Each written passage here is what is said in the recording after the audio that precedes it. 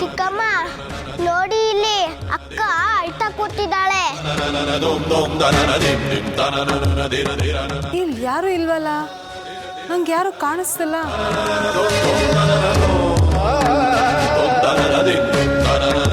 ಅಕ್ಕ ಇಲ್ಲೇ ಇದ್ದಾಳಲ್ಲ.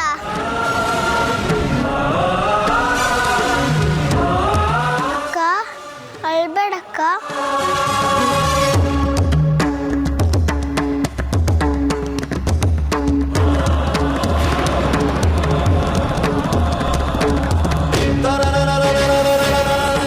ಕಿಶೋರ್ ಜ್ವರಕ್ಕೆ ಹೇಗೇಗೋ ಆಡ್ತಿದ್ದಾನ, ಅಥವಾ ಅವನಿಗೆ ನಿಜವಾಗ್ಲೂ ಯಾರಾದರೂ ಕಾಣಿಸ್ತಿದಾರ? ಇಲ್ಲ, ಹಿಂದೆ ರೈಮ್ಸ್ ಹೇಳ್ಕೊಂಡು ಬರಬೇಕಾದ್ರೆ ಕಿಶೋರ್ ಹೀಗೆ ಹೇಳಿದ್ದ. ಏನಾಗಿದೆ ಅವನಿಗೆ? ಕಿಶೋರ್ ಸುಮ್ಮನಿರು, ಮಾಡಿ ಅಂತ ನೋಡ್ತಿದ್ದಾರೆ. ಇಲ್ಲ ಅಕ್ಕ, ಅಮ್ಮನೂ ಮನೆಯಲ್ಲಿ ಇಲ್ಲ. ನೀನು ನನ್ನ ಜೊತೆ ಇಲ್ಲ ಅಂದ್ರೆ ನನಗೆ ಭಯ ಆಗತ್ತೆ. ನಾನು ನೀ ನಿಜ ಅಂತ ಚಿಕ್ಕಮ್ಮಂಗೆ ಹೇಳ್ಬಿಟ್ಟಿದ್ದೀನಿ. ಅಯ್ಯೋ ಸುಮ್ಮನಿರು ಕಿಶೋರ್, ಅತ್ತೆ ನನ್ನ ಭೂತ ಅಂತ ಅನ್ಕೊಂತಾರೆ. ಕಿಶೋರ್, ನೀನು ಯಾರ ಜೊತೆ ಮಾತಾಡ್ತಿದ್ಯಾ? ನಾನು ಅಕ್ಕನ ಜೊತೆ ಮಾತಾಡ್ತಿದ್ದೀನಿ. ಕಂದ, ಸುಮ್ಮನೆ ಹಿಂಗೆ ಅಕ್ಕ ಅಕ್ಕ ಅಂತ ನಾನು ತಲೆ ತಿನ್ಬೇಡ ಕಣೋ. ಇಲ್ಲಿ ಯಾರೂ ಇಲ್ಲ. ನಿನಗೆ ಒಬ್ಬೊಬ್ಬನೇ ಮಾತಾಡ್ಕೊಂಡ್ರೆ ಹುಚ್ಚ ಅಂತಾರೆ. ಸುಮ್ಮನೆ ಬಾರೋ ಹೋಗೋಣ. ಇಲ್ಲ, ನನ್ನ ಅಕ್ಕನ ಬಿಟ್ಟು ನಾನು ಬರಲ್ಲ. ಅಕ್ಕ ನನ್ನ ಪ್ರಾಣ ಉಳಿಸಿದಾಳೆ. ಅಕ್ಕ ಮನೆ ಬಿಟ್ಟು ಹೋಗ್ಬೇಕಲ್ಲ ಅಂತ ಅಳ್ತಿದ್ದಾಳೆ.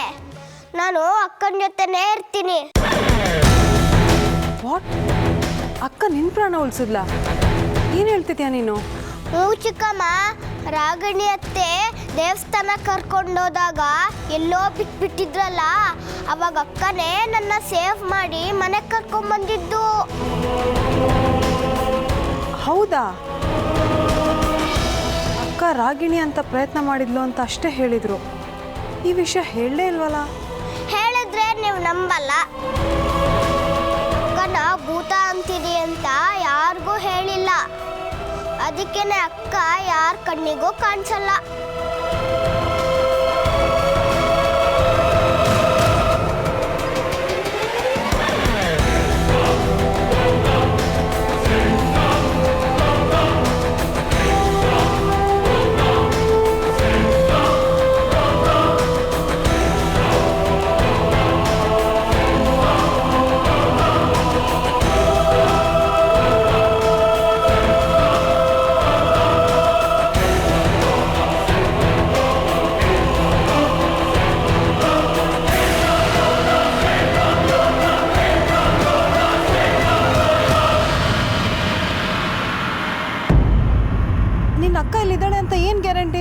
ಅವಳು ಇಷ್ಟೆಲ್ಲ ಮಾಡಿದಾಳೆ ಅಂತ ಹೇಗೆ ನಂಬೋದು?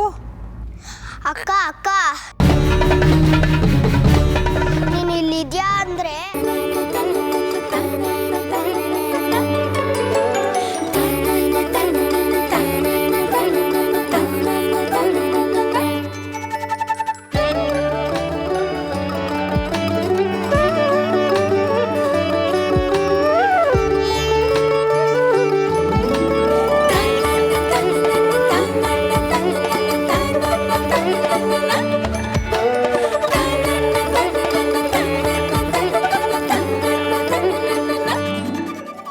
ಅಂಜಲಿ ಅತ್ತೆ, ನಾನು ನಿಮ್ಗೆ ಕಾಣಿಸ್ತಿದ್ದೀನಾ?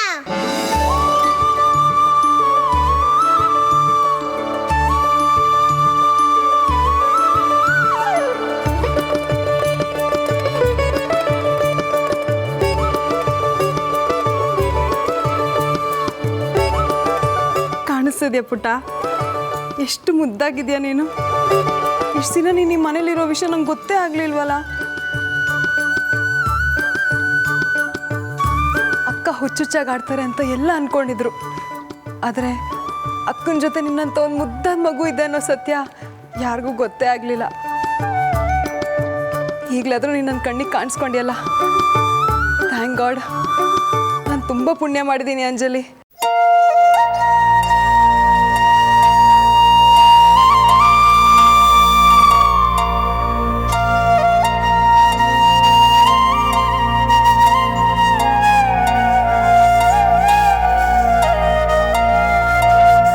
ಅಂಜಲಿ ಪುಟ್ಟ, ಇಷ್ಟು ದಿನ ನಂಗೆ ಮಕ್ಕಳೇ ಬೇಡ ಅಂತಿದ್ದೆ. ಆದರೆ ನೀನು ನೋಡಿದ್ಮೇಲೆ ನಿನ್ನ ಥರದೇ ಒಂದು ಪುಟ್ಟ ಮಗು ಬೇಕು ಅನಿಸ್ತಿದೆ.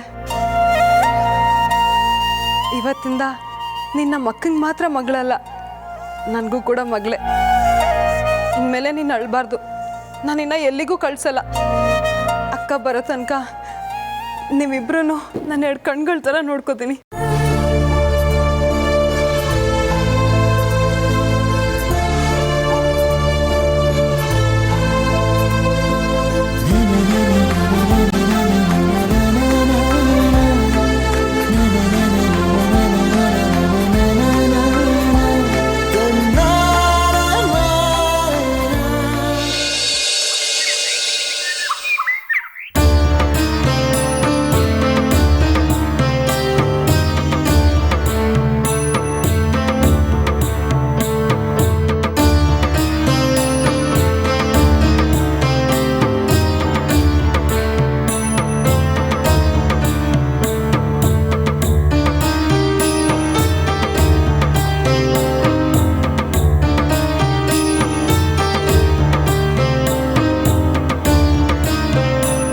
ಸರಿ ಇದೆಯಲ್ಲ. ಇನ್ನು ಸ್ವಾಮೀಜಿನೇ ಬಂದಿಲ್ವಲ್ಲೇ? ಓ ಇರಮ್ಮ, ಅವಸರ ಮಾಡಬೇಡ. ಅವಸರ ಅಂತ ಅಲ್ಲ ಕಣೆ, ಸ್ವಾಮೀಜಿ ಬರ್ತಾರೆ ಅಂತ ಮನೇಲಿ ಎಲ್ರಿಗೂ ಹೇಳ್ಬಿಟ್ಟಿದೀವಿ. ಒಂದ್ ವೇಳೆ ಸ್ವಾಮೀಜಿನಾದ್ರೂ ಕೈ ಕೊಟ್ರು ಅಂತ ಇಟ್ಕೋ, ಅಷ್ಟೇ ನಗರ್ ಮುಂದೆ ಜಾರ್ ಬಿದ್ದಂಗ ಆಗತ್ತೆ. ಏನೇ ಓ ರಾಮ, ಅಮ್ಮ ಅದು ಸ್ವಾಮೀಜಿಗಳು ಕೂತ್ಕೊಳ್ಳೋ ಜಾಗ. ನೀನ ಊತನೇ ಬಂದ್ಬಿಡ್ತೇನೆ ಅಂತ ಹೆದ್ರು ಬಿಟ್ಟೆ ನಾನು.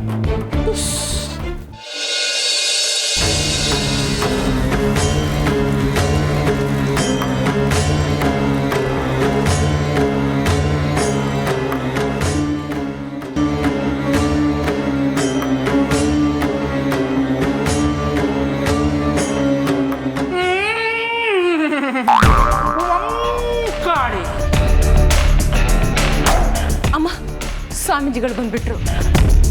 ಶ್ರೀ ಶ್ರೀ ಶ್ರೀ ಸಕಲಕ ಸ್ವಾಮೀಜಿಗೆ ಜೈ, ಶ್ರೀ ಶ್ರೀ ಸಕಲಕ ಮಹಾರಾಜಿಗೆ ಜೈ, ಸಿದ್ಧಿ ಪುರುಷ, ಪವಾಡ ಪುರುಷ. ಶ್ರೀ ಶ್ರೀ ಸಕಲಕ ಸ್ವಾಮೀಜಿಗೆ ಜೈ, ಶ್ರೀ ಶ್ರೀ ಸಕಲಕ ಬಾಬಾಗೆ ಜೈ, ಶ್ರೀ ಶ್ರೀ ಸ್ವಾಮೀಜಿಗೆ ಜೈ, ಶ್ರೀ ಶ್ರೀ ಸಕಲಕ ಮಹಾರಾಜಿಗೆ ಜೈ, ಶ್ರೀ ಶ್ರೀ ಸಕಲಕ ಸ್ವಾಮೀಜಿಗೆ ಜೈ, ಶ್ರೀ ಶ್ರೀ ಸಕಲಕ ಬಾಬಾಗೆ ಜೈ, ಶ್ರೀ ಶ್ರೀ ಸ್ವಾಮೀಜಿಗೆ ಜೈ. ಕಾಳಿ ಸ್ವಾಮಿಗಳೇ, ನಿಮ್ಮ ಪಾದ ಸ್ಪರ್ಶದಿಂದ ನಮ್ಮ ಮನೆ ಪುನೀತವಾಯ್ತು. ಬರೀ ಪುನೀತ ಮಾತ್ರ ಅಲ್ಲ, ಇವರ ದರ್ಶನದಿಂದ ಸುದೀಪವಾಗುತ್ತೆ, ಯಶಸ್ಸು ಸಿಗುತ್ತೆ, ದುನಿಯವೇ ವಿಜಯವಾಗುತ್ತೆ. ಅದು ಈ ಸಕಲಕ ಸ್ವಾಮಿಗಳ ಪವಾಡ. ಕಾಳಿ ಶಕಲಕ. ರಾಗಿಣಿ, ನೀನು ಸ್ವಾಮೀಜಿಗಳ ಹೆಸರನ್ನ ಸಕಲಕಲ ಅಂತಲ್ವಾ ಹೇಳಿದ್ದು? ಅವ್ರು ನೋಡಿದ್ರೆ ಶಕಲಕ ಅಂತಿದ್ದಾರೆ. ಮಾತೆ ಗುರುಗಳೇ, ನನ್ನ ಹೆಸರು ಮಾತೆ ಅಲ್ಲ, ಮಾಲ್ತಿ ಅಂತ. ಮಕ್ಕಳನ್ನು ಹೆತ್ತ ಎಲ್ಲ ವನಿತೆಯರು ನನಗೆ ಮಾತೆಯರ ಸಮಾನ. ವಯಸ್ಸಾಯ್ತು ಅಂತ ಇಂಡೈರೆಕ್ಟ್ ಆಗಿ ಹೇಳ್ತಿದ್ದಾರೆ. ನಾನು ಸಕಲ ಕಲೆಯನ್ನು ಬಲ್ಲ ಸಕಲ ಕಲಾ ಸ್ವಾಮಿ. ಆದರೆ ಈ ನನ್ನ ಶಿಷ್ಯ ಆಕಾರದಲ್ಲಿ ಹೇಗೆ ಕುಬ್ಜನೋ, ಅವನ ನಾಲಿಗೆಗೆ ಸಿಕ್ಕ ಹೆಸರುಗಳು ಕೂಡ ಕುಬ್ಜವಾಗಿ ಬಿಡುತ್ತವೆ. ಹಾಗೆ ಸಕಲ ಕಲಾ ಸ್ವಾಮಿ ಎನ್ನುವ ನನ್ನ ಹೆಸರು ಅವನ ನಾಲಿಗೆಗೆ ಸಿಕ್ಕು ಶಕಲಕ ಸ್ವಾಮಿ ಆಗಿದ್ದೇನೆ. ಸ್ವಾಮಿಗಳೇ, ಪಾದ ಪೂಜೆ ಮಾಡ್ತೀನಿ. ಕಾಳಿ ಅಂಜಲಿ ಪುಟ್ಟ, ಆ ಮಂತ್ರವಾದಿ ಅತ್ತೆ ಅಜ್ಜಿ ಮಾತು ಕೇಳಲಿಲ್ಲ. ಈಗ ನೀನು ಈ ಮನೇಲಿರೋದು ಸರಿಯಲ್ಲ. ಈ ಮನೆ ಬಿಟ್ಟು ಹೊರಟೋಗ್ಬಿಡು ಕಂದ. ನಾನು ಯಾಕೆ ಹೋಗ್ಲಿ? ಇದು ನನ್ನ ಮನೆ, ನಾನು ಎಲ್ಲೂ ಹೋಗಲ್ಲ. ನನ್ನ ಮಾತು ಕೇಳು ಪುಟ್ಟಿ, ನೀನು ಈ ಮನೆ ಬಿಟ್ಟು ಹೋಗಿ ಎಲ್ಲಾದ್ರೂ ನೆಮ್ಮದಿಯಾಗಿದ್ಬಿಡಮ್ಮ. ನಾನೇನು ಮಾಡಿಸ್ತಿದ್ದಿಲ್ಲ ಇಲ್ಲ ಅಮ್ಮ. ನಿನ್ನಂತೆ ಹೇಳ್ದಾಗೆ ನೀನೆಲ್ಲಾದ್ರೂ ಹೊರಟೋಗು ಕಂದ.